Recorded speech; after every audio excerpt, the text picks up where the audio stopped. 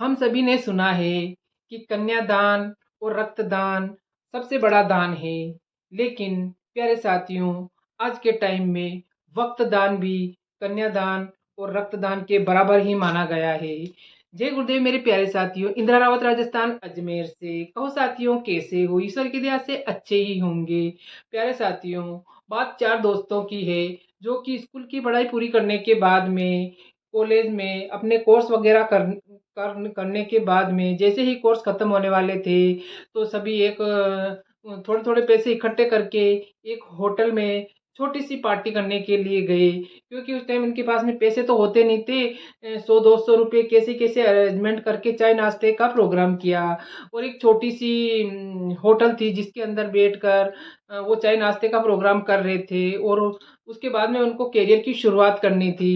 तो जाने उनके दिमाग में क्या सूझा कि उन्होंने बोला, चलो हम ऐसा करते हैं कि आज के 40 साल बाद में अपन मिलेंगे, और सही 40 साल बाद में 1 जनवरी को अपन मिलेंगे और इसी होटल में मिलेंगे, और देखते हैं कि कौन कितनी उन्नति करता है। तो सभी के अंदर बचपना तो था, और बचपने बचपने में उन्होंने ये बात कह डाली और सोच लिया कि आज के 40 साल बाद मिलेंगे। सबने अच्छे से मिला, और 40 साल बाद से मिलने की बातें करने लगे। तो उसी छोटी सी होटल के अंदर वहाँ एक वेटर था, वो भी उनकी बातें सुन रहा था। उनको भी उसकी बातें बहुत अच्छी लगी, और उन्होंने उसके उस वेटर ने उनके पास में गया और बोला कि आपने तो बहुत ही जोरदार शर्त लगाई है कि 40 साल बाद मिलेंगे। देखते हैं, अगर 40 साल बाद मैं इस होटल में रहा तो मैं भी आपकी पार्टी अवश्य देखना चाहूँगा। तो अच्छा, उन्होंने भी बोला, और सभी एक दूसरे से अच्छे से मिलकर वहाँ से निकल लिए और अपने-अपने बिज़नेस में लग गए। किसी ने तैयारियाँ करके सरकारी नौकरी प्राप्त कर ली, किसी ने इंजीनियर के अंदर अपना बहुत बड़ा मुकाम हासिल कर लिया, और किसी दोस्त ने अपने पापा के बिज़नेस को बढ़ा लिया, और कुछ दूसरे अपने प्रोफ़ेशनल काम में लग गए, और इसी प्रकार सब अपने-अपने कामों में लगकर अपने जीवन को सेटल करने में लग गए। इसी प्रकार वक़्त बीतता गया, बीतता गया, बीतता गया, और काफ़ी साल निकलने के बाद में जब उनको 40 साल हुए, तो सबको याद था कि इस साल अभी 1 तारीख को हमें सबको एक साथ मिलना है। तो जैसे ही वो दिन आया, अ, सभी दोस्त एक-एक करके उस होटल में जाने लगे, तो देखा कि इस इतने टाइम में तो सब कुछ बदल चुका था। वो जो छोटा-सा शहर था, एक बहुत बड़ा शहर बन गया था और चकाचौंध से भरपूर हो गया था। और वो जो होटल थी, वो होटल भी जो छोटी-सी होटल थी, 5 स्टार होटल बन गई थी। और उस होटल का जो वेटर था, वो भी उस होटल का मालिक बन गया था।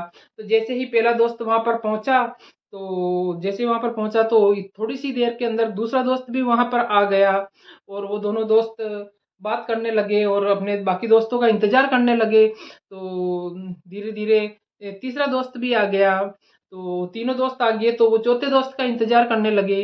लेकिन चौथा दोस्त आने में देरी होने लगी, तो उसने सारा खबर लगा रखी थी, तो उसने उसके अंदर उन दोस्तों को किसी को फ़ोन किया, एक को, कि आप लोग अपनी पार्टी शुरू कीजिए, और मैं थोड़ा देर से आऊँगा, थोड़ा टाइम लग जाएगा, तो आप शुरू कीजिए। तो उन्होंने छोटा-सा चाय-पानी से शुरुआत करी कि वो आ जाएगा, आ जाए ऐसे करके उन्होंने चाय-पानी का छोटा-सा वो तो क कर लिया नाश्ता, और फिर जैसे ही खाने का टाइम हुआ, तो उन्होंने उस नंबर पे वापस कॉल किया। तो उसने बोला कि हाँ, आप शुरू कीजिए खाने-वाने का और मैं आता हूँ। तो उन्होंने खाने-वाने का भी शुरू कर लिया, और बहुत अच्छा-सा उन्होंने तीनों ने मिलके खूब बातें करी और बहुत अच्छी-सी पार्टी को एन्जॉय किया। पूरी पार्टी एन्जॉय करने के बाद में उनको बहुत ही अच्छा लगा, बहुत ही अच्छा लगा, और वो ऐसे सोच रहे थे कि यार अपन इतने सालों तक क्यों नहीं मिले।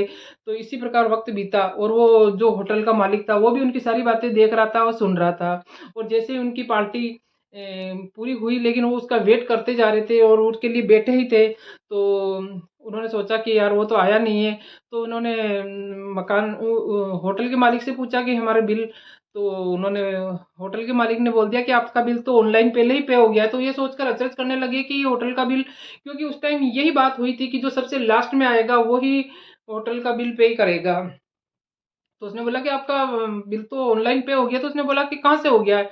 कि आपके इसमें ऑनलाइन पे हो गया है बस। तो इतनी देर के अंदर जैसे ही वो खड़े हुए, तो सामने से एक बहुत बड़ी सी लाल बत्ती की गाड़ी आई, और उसके अंदर से एक व्यक्ति उतरा, और उनके पास में आके सबके पाँव छुए और उनको नमस्कार किया। तो बोले आप कौन है?